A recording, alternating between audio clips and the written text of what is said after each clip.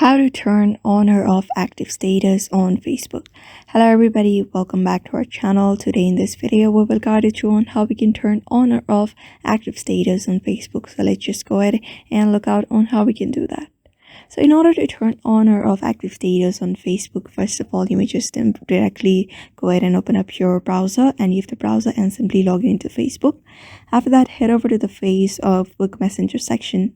And after you have successfully reached to your chat here, at the top you can easily find the three dot. Just go ahead and locate that option on your chat section. At the top you can find them, and when you click on the chat three dot, you can easily find the active status here on the fifth. Just go ahead and click on it, and in order to turn it off, just go ahead and go turn it off. After that, save the changes, and that should do it. In order to turn on, follow the same process.